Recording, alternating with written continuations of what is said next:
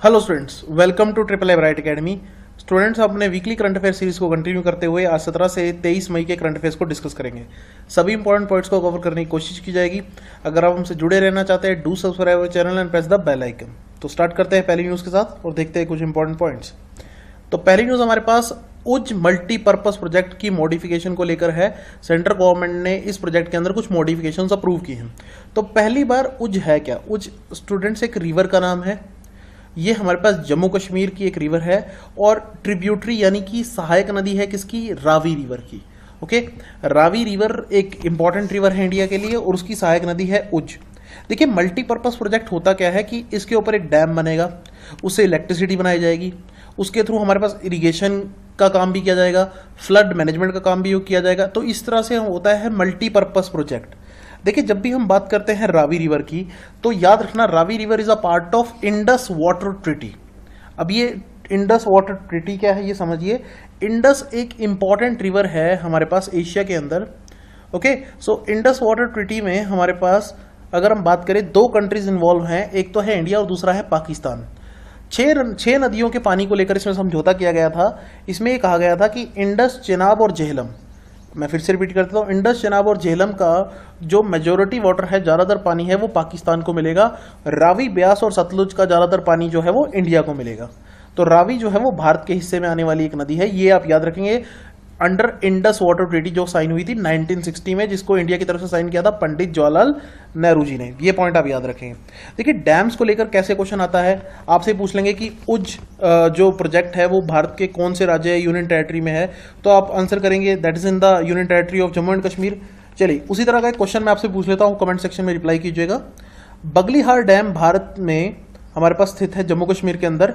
आप ये बताइए, बगलीहार डैम कौन सी रिवर के ऊपर बना है? बगलीहार डैम जो है वो कौन सी रिवर के ऊपर बना है? कमेंट सेक्शन में कमेंट करके बताइए।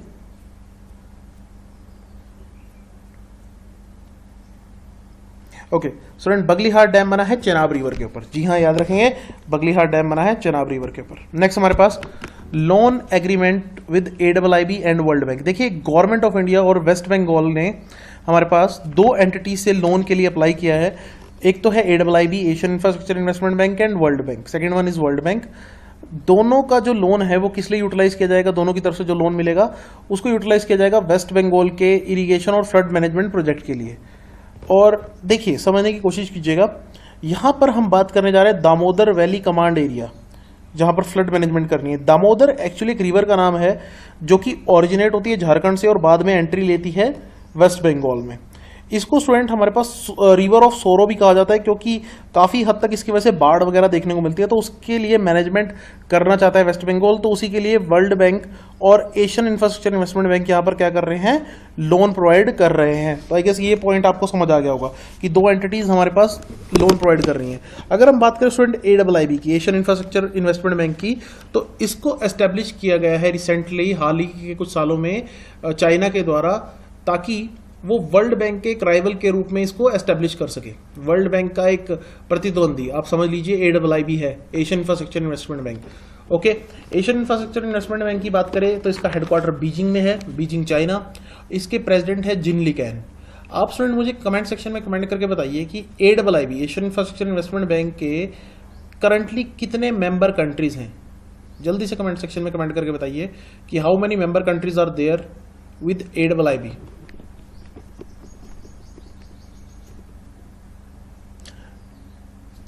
ओके, करेक्ट आंसर देख लेते हैं। करेक्ट आंसर है 78 मेंबर कंट्रीज इंक्लूडिंग इंडिया, और इंडिया इसमें सेकंड लार्जेस्ट शेयर होल्डर है AIIB के अंडर। नेक्स्ट हमारे पास 1500 करोड़ सैंक्शन फॉर पंजाब। देखिए इसमें NABARD, national bank for agriculture and rural development, जो कि किस लिए काम करता है? हमारे पास ग्रामीण अर्थव्यवस्था के सुधार के लिए काम करता है। तो उसने 1500 करोड़ रुपए पंजाब को देने का फैसला किया है। ये देखिए, समझने की कोशिश कीजिएगा, ये जो 1500 करोड़ है इसमें से 1000 करोड़ जाएगा पंजाब स्टेट कोऑपरेटिव बैंक को और 500 करोड़ जाएगा ग्रामीण बैंक को। काफ़ी हद तक जो फंड्स की सप्लाई होती है कोऑपरेटिव बैंक्स में और ग्रामीण बैंक में थ्रू आउट द इंडिया, उसको मैनेज करता है नाबार्ड। पहली बात तो आप ये याद रखेंगे, national bank for agriculture and rural development. अब थोड़ा सा मैं ग्रामीण बैंक के ऊपर आपका फोकस लेकर आना चाहूँगा स्टूडेंट। अगर मैं बात करूँ पंजाब ग्रामीण बैंक की, तो स्पेशली हमारे पास फोकस रहता है इसका ग्रामीण एरिया पे, नाम से पता चल रहा है। इसके करंट चेयरमैन है पंजाब ग्रामीण बैंक के संजीव कुमार दुबे। आप समझिए स्टूडेंट, हर एक ग्रामीण बैंक में एक स्पॉन्सर बैंक रहता है। स्पॉन्सर बैंक हमारे पास पंजाब ग्रामीण बैंक में है Punjab national bank PNB, okay, जिसका 35% शेयर उसमें है। ओके, जितने भी हमारे पास ग्रामीण बैंक होते हैं उसमें एक दूसरा स्पॉन्सर बैंक हमारे पास हमेशा रहता है। आप मुझे स्टूडेंट कमेंट सेक्शन में कमेंट करके बताइए कि पंजाब ग्रामीण बैंक में सेंट्रल गवर्नमेंट की हिस्सेदारी कितने प्रतिशत है। सेंट्रल गवर्नमेंट की कितने परसेंट हिस्सेदारी है पंजाब ग्रामीण बैंक में।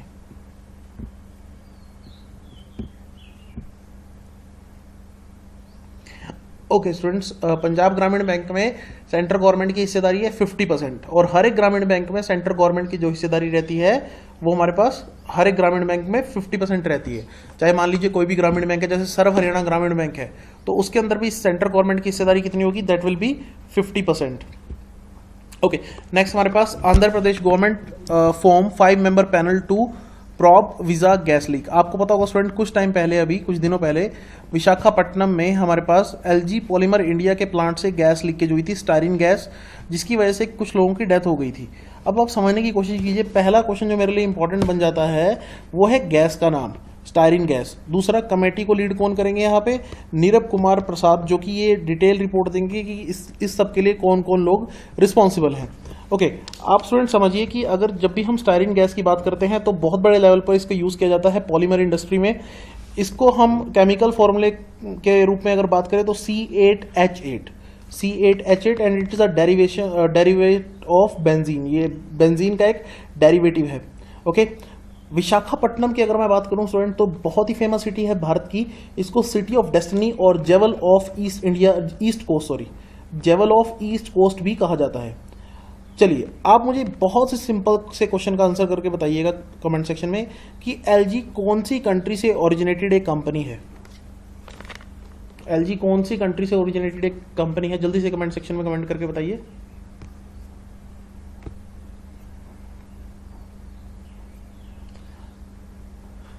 ओके, कमेंट करेक्ट आंसर देख लेते हैं। करेक्ट आंसर है हमारे पास student South Korea.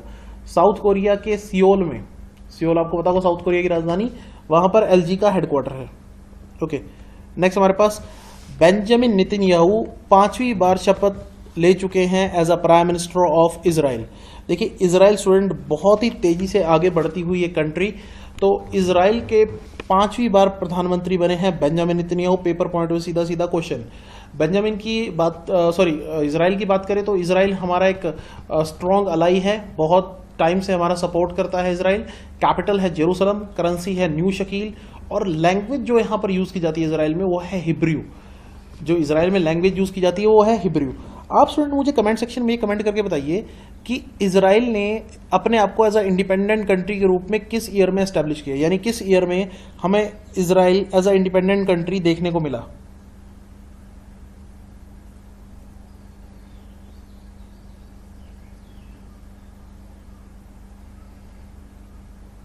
Okay, Israel independent country देखने को मिला स्टूडेंट इन द ईयर 1948। जी हाँ, याद रखेंगे 1948 से इजराइल इंडिपेंडेंट कंट्री के रूप में एक तरह से एस्टैब्लिश हुआ, और उसके बाद बहुत तेजी से इसने ग्रोथ रेट जो है अटेन किया, और आज की डेट में डेवलप कंट्रीज में से एक है। Next, Italy develops I feel you bracelet. देखिए स्टूडेंट, भारत की तरह इटली भी कोरोना वायरस से जूझ रहा है, और यहाँ पर एक नया सिस्टम निकाला गया है ताकि लोग सोशल डिस्टेंसिंग के रूल्स को फॉलो कर सकें। ये हमारे पास एक ब्रेसलेट के रूप में आया है। ब्रेसलेट किसने बनाया है, इटालियन इंस्टीट्यूट ऑफ टेक्नोलॉजी ने। ब्रेसलेट का नाम है आई फील यू। अब देखिए स्टूडेंट, समझने की कोशिश कीजिए, जैसे इंडिया में आप जानते होंगे आरोग्य सेतु ऐप का यूज़ किया जा रहा है। आरोग्य सेतु ऐप है हमारे पास। इसमें क्या है, जीपीएस का आपका यूज़ किया जाता है। आरोग्य सेतु ऐप में आपका जीपीएस यूज़ किया जाता है, और गवर्नमेंट के पास हमेशा ये पता रहता है कि आप कहाँ पर विजिट किया है आपने, आपकी लोकेशन क्या रही है। तो कहीं ना कहीं ये हमारे पास वॉलेट करता है, जो हमारे पास आपके जो भी प्राइवेसी है उसको कहीं ना कहीं वॉलेट करता है। तो उसको मेंटेन रखने के लिए, प्राइवेसी को मेंटेन रखने के लिए जो ब्रेसलेट्स आए हैं ये हमारे पास काम करेंगे। ये आपकी लोकेशन को ट्रैक बिल्कुल नहीं करते, तो ये आप याद रखें। इटली की अगर मैं बात करूं स्टूडेंट, इटली जो है यूरोपियन कंट्री, और करंट प्रेसिडेंट कौन है, सर्जियो मैटरेला इसके करंट प्रेसिडेंट है, और बहुत सारे कोरोना वायरस के केसेस देखने को मिल रहे हैं। चलिए मैं एक थोड़ा सा अलग क्वेश्चन पूछ लेता हूँ, ज्योग्राफी का एक अच्छा क्वेश्चन। एक होता है हमारे पास एक्टिव वॉल्केनो। जिससे हमारे पास लावा जो है वो कभी भी निकल सकता है। तो यूरोप का जो हाईएस्ट एक्टिव वोल्केनो है वो इटली में ही है। आप मुझे उसका नाम जरा कमेंट सेक्शन में कमेंट करके बताइए। Name the highest active volcano of Europe, that is in Italy.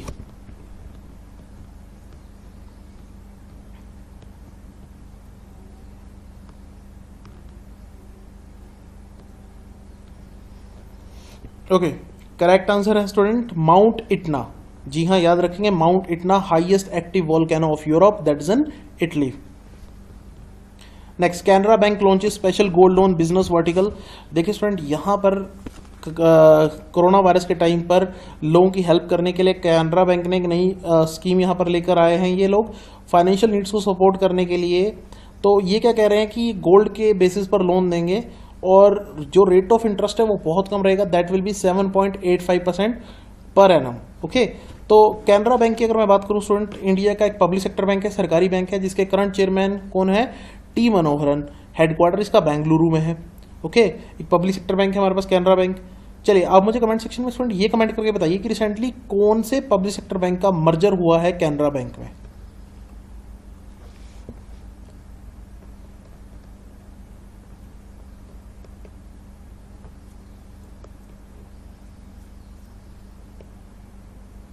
Okay, Canara bank में मर्जर कौन से बैंक का हुआ है? वो है सिंडिकेट बैंक। जी हाँ, याद रखेंगे, अभी काफी सारे बैंकों के मर्जर हुए थे और सिंडिकेट बैंक का जो मर्जर है वो किस में हुआ है? कैनरा बैंक में। Next, new species of fungus.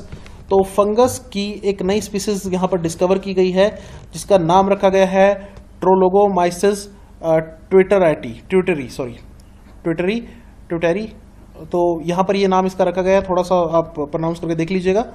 Okay, यहाँ पर अगर हम बात करें स्टूडेंट, इसकी जो डिस्कवरी है वो किसने की है? एक फेमस बायोलॉजिस्ट है एना सोफिया, तो इनकी तरफ से ये डिस्कवरी की गई है। ओके, अगर हम बात करें फंगी की, तो फंगी स्टूडेंट किसी दूसरे होस्ट ऑर्गेनिज्म के ऊपर रहते हुए अपना फूड जो है वो मैनेज करती है।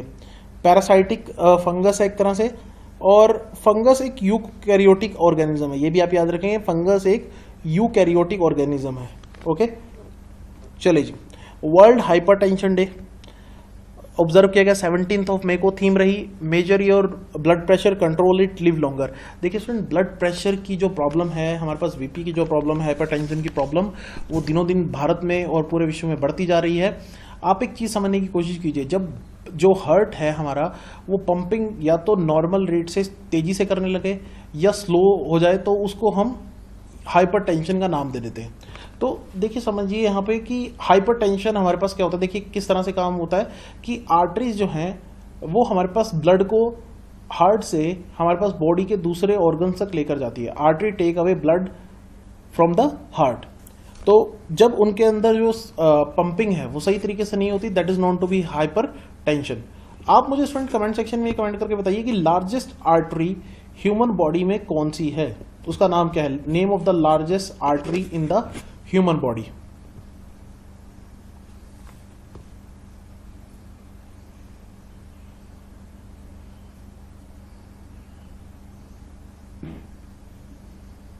Okay, largest artery in the human body student, ये है हमारे पास एरोटा। जी हाँ, याद रखेंगे एरोटा, AORTA। Okay, aorta. और वेन्स की अगर मैं बात करूं तो जो हमारे पास लार्जेस्ट वेन है वो है वीना केवा। और एक छोटा सा पॉइंट और मैं आपको बताना चाहूंगा, largest organ in the human body by mass, largest organ in the human body by mass वो है लीवर, ये भी आप याद रखेंगे। फिर हमारे पास इंटरनेशनल म्यूजियम डे 18 मई को ऑब्जर्व किया गया। थीम रही museum for equality, diversity and inclusion. Next हमारे पास स्पेशल पोस्टल कवर डेडिकेट किया गया है माइग्रेंट वर्कर्स को।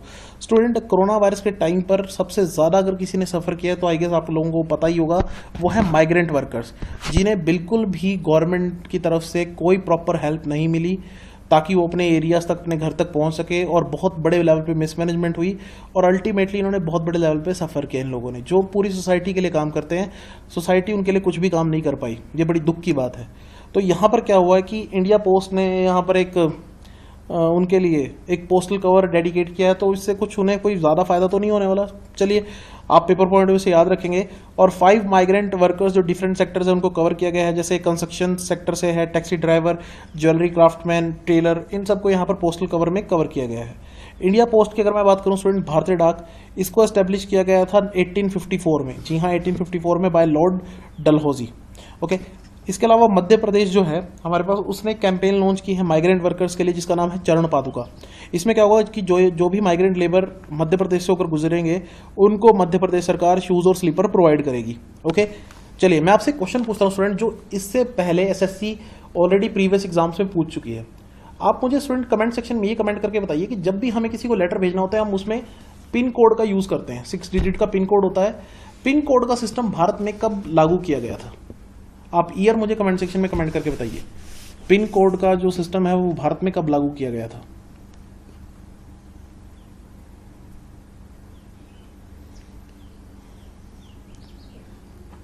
ओके स्टूडेंट, पिन कोड का सिस्टम भारत में लागू किया गया था 15 अगस्त 1972 को। जी हाँ, याद रखेंगे, 15 अगस्त 1972 को पिन कोड का सिस्टम भारत में लागू किया गया था, जिसको जिप कोड के नाम से भी आप जानते हैं। नेक्स्ट हमारे पास 6 cities rated 5 star for garbage free cities.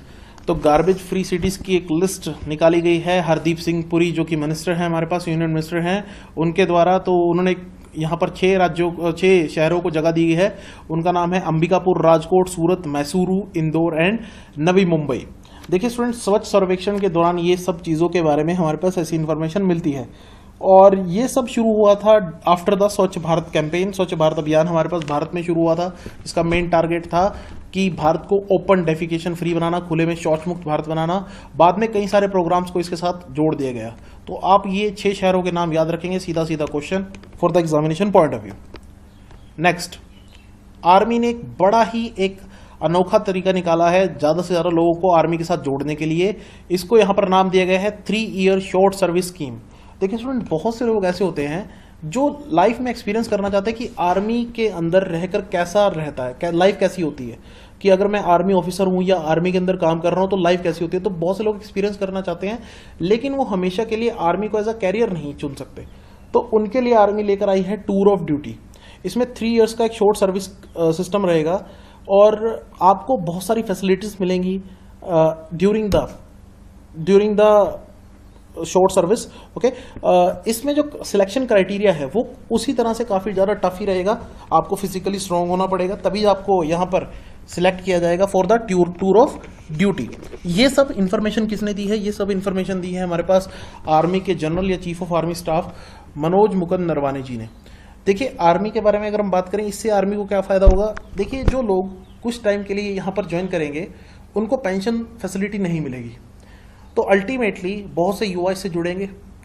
तो आर्मी का जो एक्सपेंस है वो काफ़ी हद तक यहाँ पे कम होगा। 11,000 करोड़ का एक्सपेंस गवर्नमेंट का जो है कम होने की संभावना इससे रहेगी, और उसको यूज़ किया जा सकेगा मॉडर्नाइजेशन ऑफ आर्मी के लिए। इंडियन आर्मी की बात करें स्टूडेंट, तो इंडियन आर्मी जो है वो एस्टेब्लिश हुई थी 1895 में। ओके, इंडियन आर्मी को ब्रिटिशर्स द्वारा एस्टेब्लिश किया गया था 1895 में, और करंट जो आर्मी जनरल है वो मैंने आपको बता दिया, मनोज मुकुंद नरवाने। और 15 जनवरी को हम ऑब्जर्व करते हैं इंडियन आर्मी डे। आप मुझे कमेंट सेक्शन में स्टूडेंट ये कमेंट करके बताइए कि college of Military engineering Bharat में कहां पर स्थित है? College of Military engineering Bharat में कहां पर स्थित है?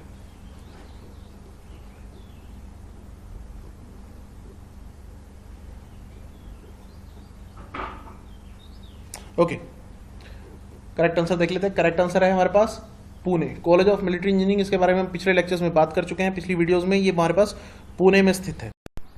ओके स्टूडेंट, नेक्स्ट न्यूज़ है हमारे पास कि 2019 का अलेक्जेंडर डेलरे मेपल अवार्ड जो है वो मिला है वाइस एडमिरल विनय भदवर जी को।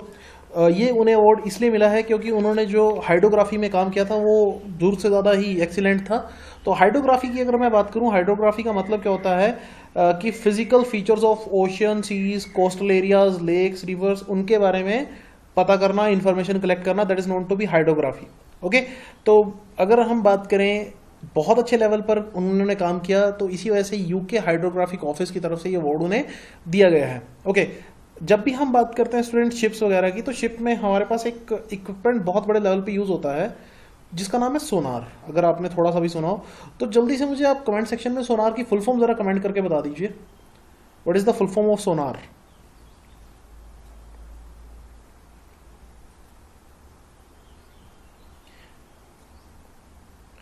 ओके, सोनार की फुल फॉर्म है student sound navigation and ranging. जी हाँ, याद रखेंगे, सोनार की फुल फॉर्म है sound navigation and ranging. Next news की तरफ चलते हैं। नेक्स्ट न्यूज़ है हमारे पास, Accenture acquire startup Byte Prophecy. Accenture student हमारे पास एक बहुत बड़ी आईटी कंपनी है। ओके, तो इसने एक Indian artificial intelligence based company को एक्वायर किया है, बाइट प्रोफेसी को। ऑल्दो इन्होंने अभी तक ये अमाउंट डिस्क्लोज नहीं की कि कितने पैसों में इन्होंने इस कंपनी को बाय किया है। असेंचर की बात करूं स्टूडेंट तो इसका जो हेडक्वार्टर है वो डबलिन आयरलैंड में है, एक आयरलैंड बेस्ड कंपनी है। इसके सीईओ हैं जूलिया स्वीट। ओके, इंडिया में बहुत सारे ऑफिस असेंचर के ऑलरेडी हैं। चलिए जी नेक्स्ट न्यूज़ की तरफ चलते हैं। SCR develops robot rail boat या आर बोट। एससीआर यानी कि साउथ सेंट्रल रेलवे जोन। देखिए student, south central railway zone ने कोरोना वायरस के टाइम पर, आपको पता ही है कि हेल्थ जो हमारे पास ऑफिसर्स हैं या हेल्थ को लेकर जो वर्कर्स हैं उनकी कमी चल रही है। तो यहाँ पर रेल बोट नाम से एक रोबोटिक डिवाइस बना है जो हेल्प करेगा हॉस्पिटल मैनेजमेंट फंक्शंस में। ओके, रेलवे जोन्स की बात करें तो भारत में स्टूडेंट याद रखेंगे 18 रेलवे जोन्स हैं। कितनी रेलवे जोन्स हैं? 18 रेलवे जोन्स। और रेलवे बोर्ड के चेयरमैन कौन है? विनोद कुमार यादव जी। ओके, चलिए आप मुझे स्टूडेंट कमेंट सेक्शन में कमेंट करके बताइए जल्दी से कि रेलवे, इंडियन रेलवे का लॉन्गेस्ट रेलवे प्लेटफॉर्म कहां पर है? Longest railway platform in India.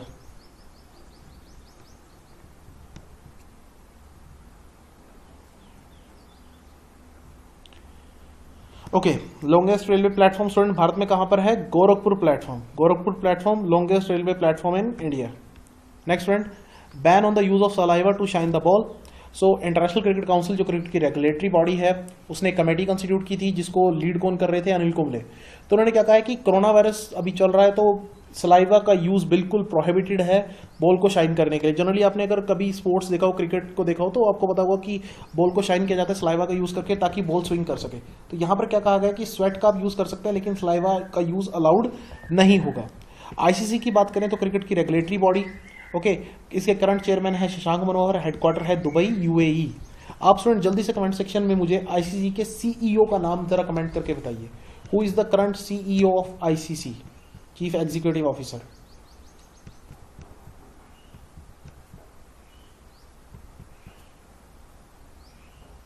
Okay, ICC के करंट सीईओ कौन है स्टूडेंट? मनु साहनी। जी हाँ, याद रखेंगे आईसीसी के करंट सीईओ है मनु साहनी और चेयरमैन है शशांक मनोहर।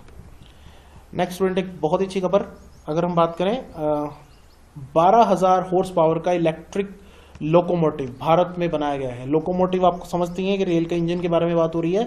तो 12,000 हॉर्स पावर, एक बहुत ही हमारे पास सुपर पावर लोकोमोटिव। तो इसको बनाया किसने है? पहले तो आप ये याद रखेंगे, that is Madhepura electric locomotive private limited factory, जो कि कहां पर है? बिहार में।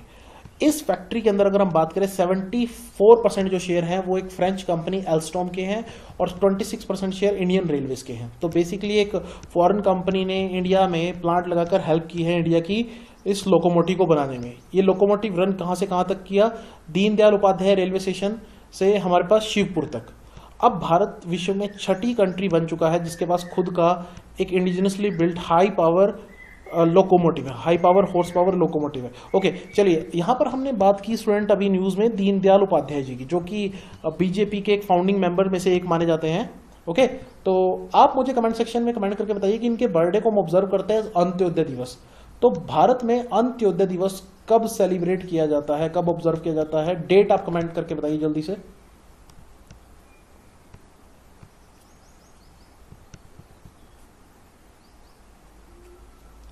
ओके, भारत में स्टूडेंट अंत्योदय दिवस ऑब्जर्व किया जाता है, आप याद रखेंगे 25 सितंबर को। 25 सितंबर ऑब्जर्व्ड एज अंत्योदय दिवस in India, birthday of Deendayal Upadhyay.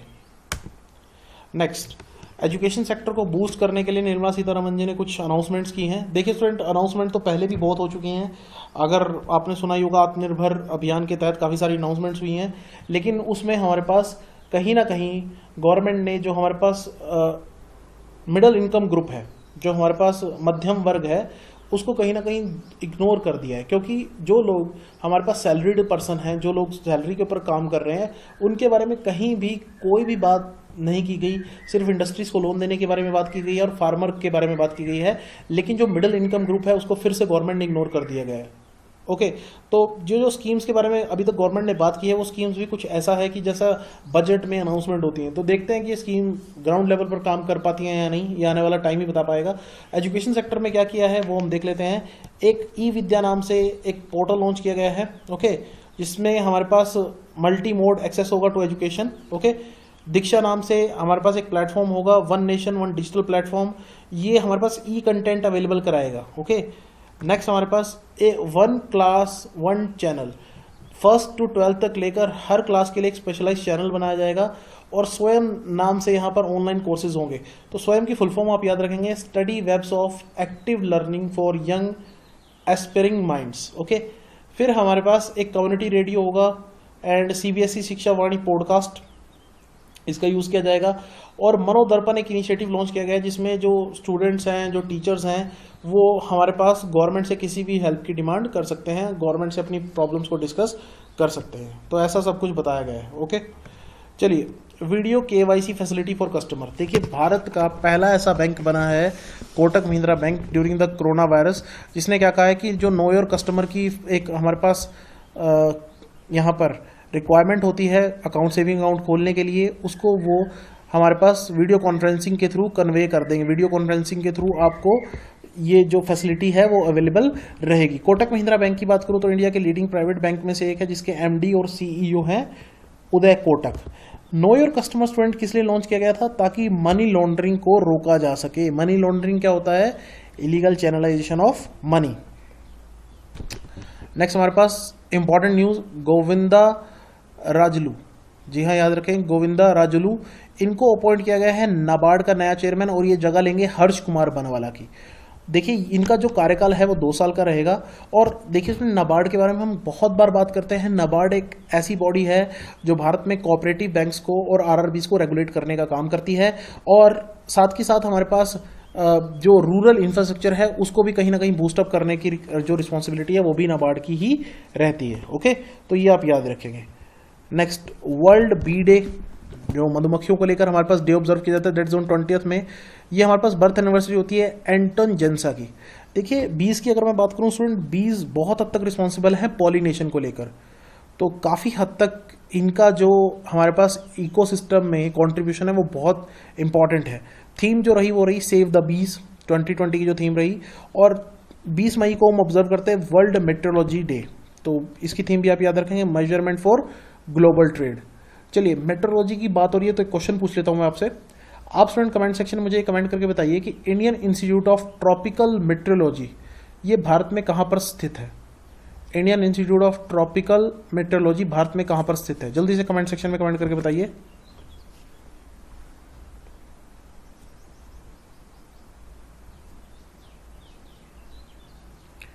Okay, correct answer है Pune. Indian institute of tropical metrology Bharat में पुणे में स्थित है। देखिए, जम्मू कश्मीर के अंदर नए डोमिसाइल सर्टिफिकेट के रूल आ चुके हैं। पहले क्या था स्टूडेंट कि आप जम्मू कश्मीर में सिटीजन नहीं बन सकते थे, चाहे आप कितने भी टाइम जम्मू कश्मीर में रहें, क्योंकि जम्मू कश्मीर में था आर्टिकल 370 जो जम्मू कश्मीर के ऊपर लागू था। तो अब क्या है कि यहाँ पर जो वहाँ के सिटीजन हैं या नहीं, उसको लेकर जो डोमिसाइल के रूल्स होते हैं उसमें कुछ चेंजेस, कुछ बदलाव किए गए हैं। तो पहली बात तो आपने याद रखनी है कि कौन से यूनियन टेरिटरी या स्टेट के अंदर डोमिसाइल इशूइंग सर्टिफिकेट्स को लेकर रूल्स के अंदर चेंजेस हुए हैं, तो वो है जम्मू एंड कश्मीर। और इसके अलावा जम्मू कश्मीर एडमिनिस्ट्रेशन ने एक सकून नाम से इनिशिएटिव लॉन्च किया है, जिसमें जो लोग स्ट्रेस में हैं कोरोना वायरस की वजह से, उनकी हेल्प की जाएगी। तो ये भी आपने याद रखना है, सुकून नाम से इनिशिएटिव किसने लॉन्च किया है? That is by the administration of Jammu and Kashmir. Okay, चलिए, आप मुझे कमेंट सेक्शन में जल्दी से कमेंट करके बताइए कि अभी जम्मू कश्मीर एक यूनियन टेरिटरी बन चुका है, तो वहां पर गवर्नर की पोस्ट चेंज हो चुकी है लेफ्टिनेंट गवर्नर में। तो who is the current lieutenant governor of Jammu and Kashmir?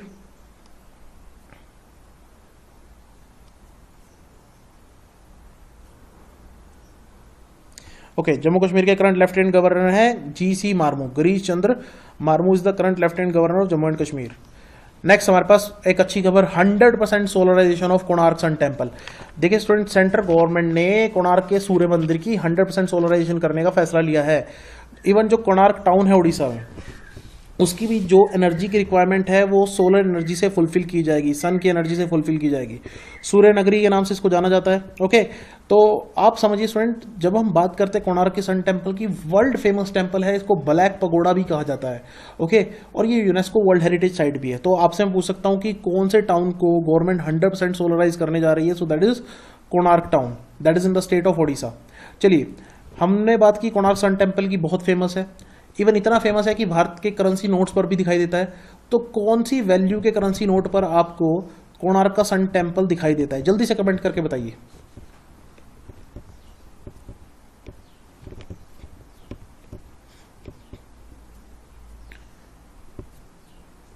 Okay, Konark की सन टेम्पल की पिक्चर आपको दिखाई देगी 10 रुपी करेंसी नोट पे। जी हाँ, याद रखेंगे, 10 रुपीज के करेंसी नोट को जब भी आप बैक साइड देखेंगे तो उसके ऊपर आपको दिखाई देगी कोणार्क सन टेम्पल की पिक्चर।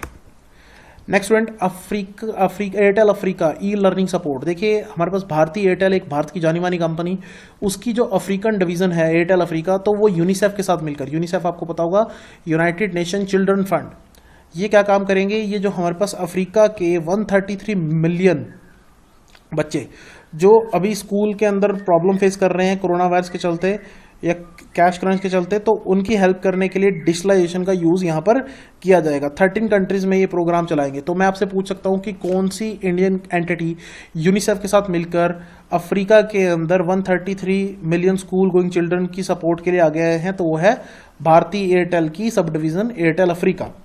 आप मुझे स्टूडेंट जल्दी से कमेंट सेक्शन में कमेंट करके बताइए कि who is the current chairman of भारतीय Airtel? Who is the current chairman of Bharti Airtel?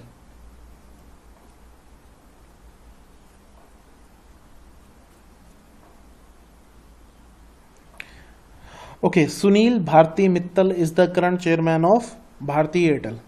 Next हमारे पास student, cyclone Amphan causes havoc in India and Bangladesh. एक सुपर साइक्लोन स्टूडेंट आपने सुना ही होगा, अभी आया है एम्फन नाम से, जिसने बहुत तबाही मचाई है वेस्ट बंगाल और उसके आसपास के इलाकों में, और हतिया आइलैंड जो कि हमारे पास बांग्लादेश का एक आइलैंड है, याद रखेंगे यहाँ पर। तो सुपर साइक्लोन जो है वो 21 साल बाद इस एरिया में देखने को मिला है, जो कि हमारे पास जनरली आया है बे ऑफ बंगाल वाले एरिया को अफेक्ट इसने किया है। देखिए स्टूडेंट, अगर एग्जामिनर ने एक अच्छा क्वेश्चन पूछना हो तो वो क्या क्वेश्चन पूछेगा? वो क्वेश्चन पूछेगा कि देखिए, साइक्लोन की नेमिंग को लेकर हमारे पास क्या होता है, कंट्रीज की टर्न आती है अल्फाबेटिकल ऑर्डर में। तो आपको पता होना चाहिए कि जो एम्फन नाम का साइक्लोन का जो नेम है वो कौन सी कंट्री ने दिया है। क्वेश्चन आई गेस आप समझ गए होंगे कि एम्फन नेम जो साइक्लोन का नाम है वो कौन सी कंट्री के द्वारा दिया गया है। सो ये दिया गया है थाईलैंड के द्वारा। जी हाँ, याद रखेंगे, थाईलैंड के द्वारा ये नाम दिया गया है। ओके, नेक्स्ट हमारे पास international tea day. International tea day observe किया गया 21 मई को। ये इंडिया के कहने पर ही यूएन ने 21 मई को डेजिग्नेट किया है एज इंटरनेशनल टी डे। देखिए, याद रखेंगे 21 मई को इंटरनेशनल टी डे होता है, और नेक्स्ट मंथ की 21 तारीख को यानी जून 21 को हम ऑब्जर्व करते हैं इंटरनेशनल योगा डे। तो आप याद रखेंगे, टी और योगा कंसेक्टिवली ऑब्जर्व किए जाते हैं 21 मई and 21 of June. Okay, next हमारे पास international day for biological diversity observe किया गया 22 ऑफ मई को। थीम रही our solutions are in nature. Okay, next एक अच्छी खबर student, 1 crore treatment provided under Pradhan Mantri Jan Arogya Yojana. देखिए, आयुष्मान भारत प्रधानमंत्री जन आरोग्य योजना एक हेल्थ इंश्योरेंस स्कीम थी स्टूडेंट, जिसमें गवर्नमेंट ने क्या कहा था कि 10 करोड़ फैमिलीज को, याद रखेंगे कितनी करोड़ फैमिलीज को, 10 करोड़ फैमिलीज को अप टू ₹5 लाख रुपए तक का ट्रीटमेंट प्रोवाइड किया जाएगा इन अ ईयर। तो 1 करोड़ लोग अपना ट्रीटमेंट करा चुके हैं। ओके, और यहाँ पर ask Ayushman A chatbot on WhatsApp launch किया गया है, और हॉस्पिटल की रैंकिंग डैशबोर्ड भी हमारे पास अवेलेबल कराया गया है। हर्षवर्धन जो कि हमारे पास हेल्थ मिनिस्टर हैं, उनके द्वारा ये सब अनाउंसमेंट्स हुई हैं। देखिए स्टूडेंट, एक पॉइंट मैं आपको और बताना चाहूँगा यहाँ पर कि इससे कहीं ना कहीं इंडियन हेल्थ सेक्टर को काफ़ी हद तक पुश मिलेगा, और ये एक विन विन सिचुएशन रहेगी आम नागरिकों के लिए भी और इंडियन हेल्थ सेक्टर के लिए भी। ओके, तो आपने याद रखना है आयुष्मान भारत में कितने रुपीस तक का ट्रीटमेंट गवर्नमेंट अलाउ करती है, that is up to ₹5 lakh, and treatment available to the weaker section 10 crore families. Okay, central government ने स्टूडेंट यहाँ पर बैन कर दिया है procurement of tender up to ₹200 crore. देखिए, 200 करोड़ रुपए से कम के जो टेंडर होंगे उनके लिए फॉरेन कंपनीज जो हैं वो बैन रहेंगी, उनकी आउटसोर्सिंग एक तरह से नहीं होगी। तो ये अपने आप में एक अच्छा स्टेप है, जिससे क्या होगा कि डोमेस्टिक सप्लायर्स को हेल्प मिलेगी, particularly micro small and medium enterprises को। इसके बारे में हम ऑलरेडी पिछले वीडियोस में बात कर चुके हैं जब हमने आत्मनिर्भर भारत अभियान के बारे में बात की थी। Okay, khadi mask to export in foreign markets. देखिए student, KVIC khadi and village industry commission अब क्या करेगा, खादी मास्क को फॉरेन मार्केट्स में भी एक्सपोर्ट करेगा। ये अपने आप में एक अच्छी चीज़ है। देखिए इससे क्या होगा कि जो हमारे पास इंडियन एक्सपोर्टर्स हैं उनको कहीं ना कहीं एक तो हेल्प मिलेगी, और local for local the global, कहीं ना कहीं जो हम आत्मनिर्भर भारत अभियान की बात कर रहे हैं उसको भी कहीं ना कहीं पुश मिलेगा। खादी की बात करें तो भारत के अंदर एक इंपॉर्टेंट वैल्यू रखता है खादी। KVIC 1956 में एस्टेब्लिश हुआ था, खादी विलेज इंडस्ट्री कमीशन, और इसका हेडक्वार्टर मुंबई में है। और आप याद रखें कि महात्मा गांधी ने during the time of freedom struggle khadi को यूज किया था एज अ इम्पॉर्टेंट टूल, ताकि भारतीय जो है उनको एक साथ लाया जा सके। नेक्स्ट हमारे पास cabinet approved the extension of Pradhan Mantri Vaya Vandana Yojana. अब ये वया वंदना योजना क्या है, पहले तो स्टूडेंट आप ये याद रखेंगे 60 ईयर से ज्यादा जिनकी एज है उनके लिए एक स्कीम है, इन्वेस्टमेंट स्कीम है, जिसमें मैक्सिमम इन्वेस्टमेंट हो सकती है अप टू ₹15 लाख। फिर 15 लाख रुपए तक की इन्वेस्टमेंट कर सकता है वो पर्सन जिसकी एज 60 ईयर से ज़्यादा है। और 10 ईयर्स तक का ये जो स्पेसिफाइड जो प्लान रहता है, इसमें जो रेट ऑफ इंटरेस्ट था पहले 8% था, अब उसको घटाकर 4% कर दिया गया है। इसमें मैक्सिमम इन्वेस्टमेंट आप याद रखें कितनी हो सकती है, दैट इज ₹15 लाख। और आपको पेंशन भी मिल सकती है अगर आप चाहें तो, अगर आपने इन्वेस्टमेंट की है। पहला तो आपने इन्वेस्टमेंट की होनी चाहिए, उसके बेसिस पर आपको पेंशन मिल सकती है। रेंज रहेगी 1000 to 10,000 depending on your investment. इस सब को स्टूडेंट इंप्लीमेंट करने की रिस्पॉन्सिबिलिटी किसकी रहेगी, that is of LIC, life insurance corporation of India, जो कि हमारे पास इंश्योरेंस सेक्टर की कंपनी है। ठीक है, तो ये सारे पॉइंट्स आप याद रखेंगे। और आपको पता होगा इंश्योरेंस सेक्टर को भारत में कौन कंट्रोल करता है, that is done by IRDAI, insurance regulatory and development authority of India.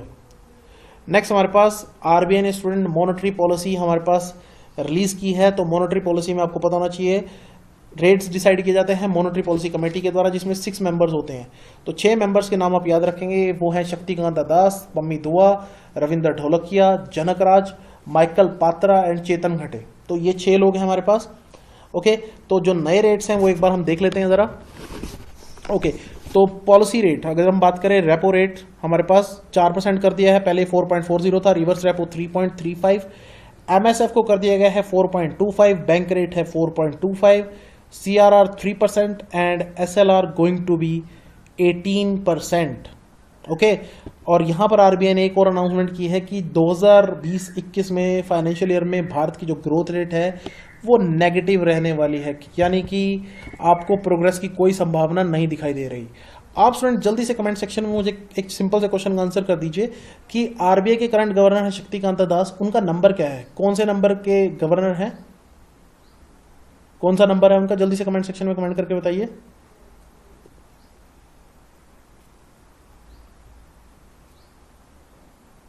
Okay, 25th governor है RBI के, 25th governor of RBI Shaktikanta Das. Okay, last news for the day, Jio के बारे में हम बार बार बात करते हैं स्टूडेंट। जियो के अंदर फिर से एक बड़ी इन्वेस्टमेंट हुई है, और इस बार इन्वेस्टमेंट की है US की एक प्राइवेट इक्विटी जायंट KKR ने। इसने हमारे पास 2.3% 2 शेयर खरीद लिए हैं, जिसके लिए इन्वेस्टमेंट की गई है 11,367 करोड़ रुपए की।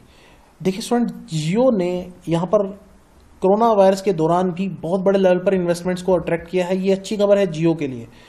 अगर हम बात करें 22 अप्रैल से लेकर अब तक हमारे पास 5 बड़ी एंटिटीज जियो में इन्वेस्टमेंट कर चुके हैं बड़े लेवल पर।